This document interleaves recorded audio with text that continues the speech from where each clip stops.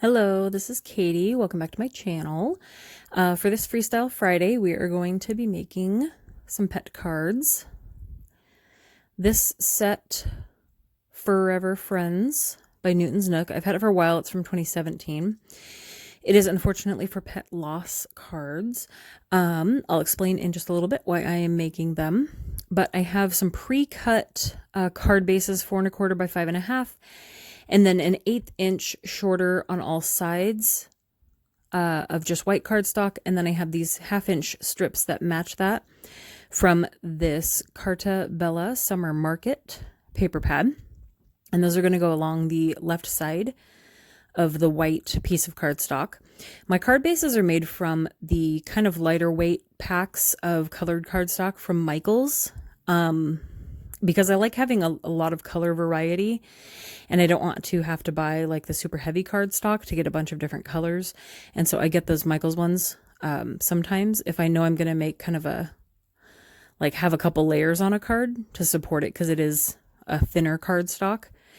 Right before I filmed this, I had to refill my tape gun, and I knew I was using it, but I had accidentally bought, it's the brand name. I should probably be buying the off-brand ones because they're cheaper, but the brand name refills, but I accidentally bought once, which I never do. So it was so weird. The one that can stick to like metal and wood versus the general purpose paper one.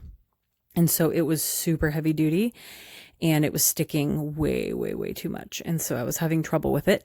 So instead of putting the adhesive directly on my strip, I put it down on the cardstock, which I had better control over, and then just kind of eyeballed a 1/2 inch worth, and then laid those down, the strips, onto the cardstock. I may end up taking that adhesive out and throwing it away. I think it was the last one of a 2-pack I had bought by accident, but it's very, very sticky, and it's like sticking to my nails and everything. But I have plenty of backups, so I might just get rid of that one, unfortunately. So these cards are 4. I'm going to be making many more cards, but I'm making 6 for this video for a card drive that BROMERO Cards over on Instagram is Ricky BROMERO. No, it's not BROMERO. Ricky Burton Romero, I think. Forgive me, Ricky. He's hilarious, but he's BROMERO Cards over on Instagram. And I'm going to link everything you need to know down below. He has a blog post explaining everything, but he's doing a card drive, and he normally, or last year, I don't know if last year was the only year, but last year he did one for Live Like Rue Foundation that helps dogs with like medical procedure payments and financial help and stuff like that, and dogs with cancer. And Rue was a dog that spurred that foundation.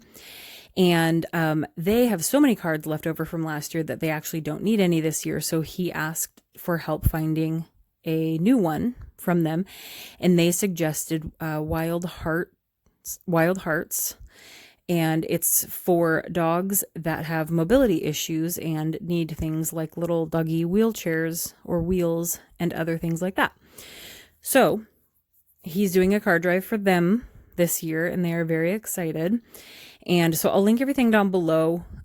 They can take any kind of card. It doesn't have to be dog cards or pet loss cards like I'm making. They do want dog cards as well, but they'll be using any type of card: Christmas card, thank you, birthday, thinking of you, whatever you can come up with, because they can use them in raffles for fundraising and stuff like that to get money for the foundation. So any kind of card you want to make, as long as you include an envelope with it and at least tuck the card into the envelope. Don't put the card inside the envelope, because that makes more work for Ricky when he has to take them all apart.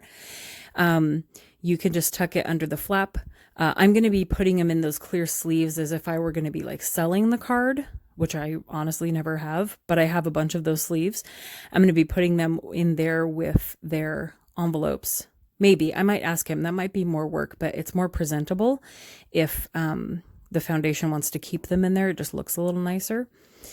And also, there's a form to fill out online to let him know how many you'll be sending. I think what my plan is I'm going to fill a flat rate large USPS box because I have a couple here at home. I think I'm just going to fill one of those and send that along. So hopefully I can make enough to fill it. That would be my best bet. Just make sure you protect the cards some way. A box is probably better damage-wise than like a puffy mailer, but if you think it is secure enough, then you should be good. So, his goal, I believe he got like 5,000 something last year for the other foundation. And so this year he wants to get 6,000. I think his goal is 10.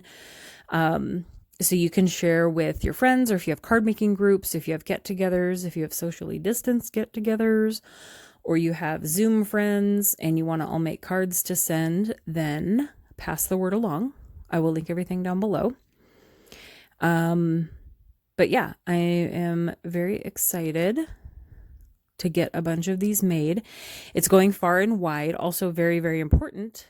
Everyone who sends in cards is eligible for prize drawings, and there are so many prizes. I've included one as well. I'm going to be giving a $50 gift card or gift certificate to Doodlebugs Washington, which I usually link down below for my 15% off your first purchase code.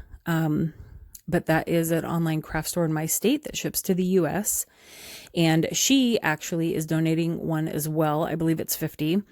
But there are many other sponsors, and those are all listed on the blog post that I will link down below as well. So there's a ton of prizes for people sending in cards, and you'll be entered in to win those when you mail in cards, which is awesome. So we've got a bunch of sponsors for prizes, and Wild Hearts is so very excited to get all of these cards. And I'm sure Ricky is excited to go through all of them because it's very exciting, but it will be a lot of work. So hopefully he's up for the task and we can get him to his goal. I think that would be very fun. In this right here, what I'm doing, I'm putting the adhesive, I'm just kind of eyeballing 1/8 of an inch away from the edge onto the card base. Again, not only because this adhesive is so strong, but also because I didn't want to flip over the dog since I had stamped him twice. I didn't want to smear the ink. Normally, if I'm doing that, I'll put down a piece of printer paper on my work surface and then flip over that white card where the dog is stamped and put the adhesive so that it's not down on my work surface. So if he does bleed any ink, then he does it on like the printer paper. But this just seemed easier to put the adhesive directly onto the card base. So that worked for me. So hopefully this inspires you to mass produce some cards. Or especially mass produce some cards for the card drive.